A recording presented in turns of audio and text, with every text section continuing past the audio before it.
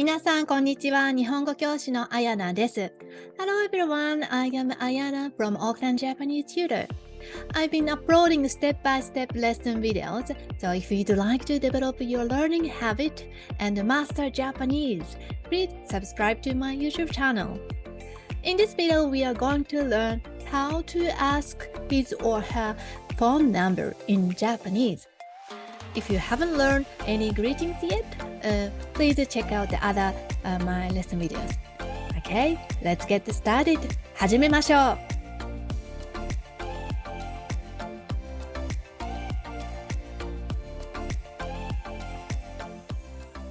Okay, so the first one is 電話番号を教えてもらえますか？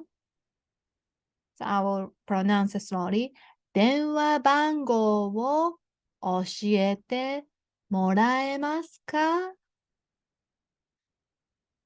So that's a meaning in could you tell me your phone number? So 電話 means phone, 番号 is number. So you put together 電話番号 means phone number. If it's in the context, in some case can be just say 番号を教えてもらえませんか？番号 number itself is still depends on the context. It still makes sense. Then 教える change to 教えて means to tell something. てもらえますか is a polite way of asking something. Let's practice. Repeat after me. 電話番号を教えてもらえますか？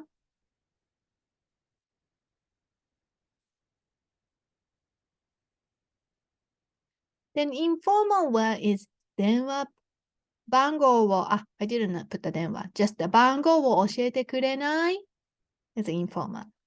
Repeat after me. 番号を教えてくれない番号を教えてくれない So its intonation go up くれない because it's a question. Then informal way. Can you tell me your phone number? Let's try again one more time. 番号を教えてくれない So you can use this phrase to ask the phone number. で、てくれない is an informal way of asking something. So you need to know the te form conjugation to master this sentence. But briefly, I will introduce. てくれない is which express asking informal request. てくれない Then the key point is intonation has to go up. てくれない So the listener understand, you're asking me something. So 教える means if you look up on the dictionary, it will say to teach something. But 教える in Japanese can be to tell or to say something.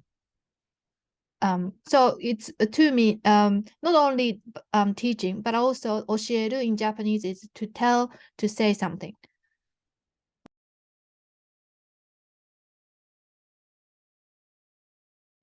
This lesson video, I'd like to introduce the different type of asking.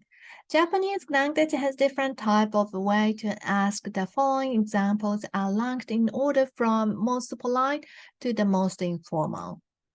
The most polite is 教えていただけませんか? Then next, 教えてくれませんか? Then 教えてくれない教えて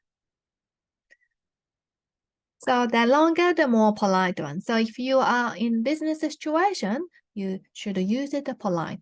But if it's friends or someone special, maybe you can use it the informal way, which is 教えて because they are close relationship.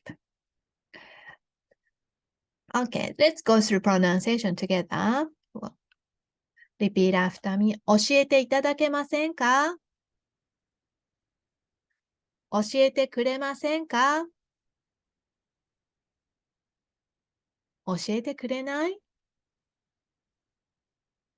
教えて Good. So that's for today's lesson. Well done with your practice. Did you take notes and phrases? Okay. 見てくれてありがとう。Thank you for watching online lesson. もしもっと学びたかったら私のコースをチェックしてみてください。If you'd like to enhance your learning and or have any questions, please enroll in my online courses where you will have the access to all lessons videos, can ask any questions related to Japanese. Please check the description for more detail below. I will see you in the next video. それではまた。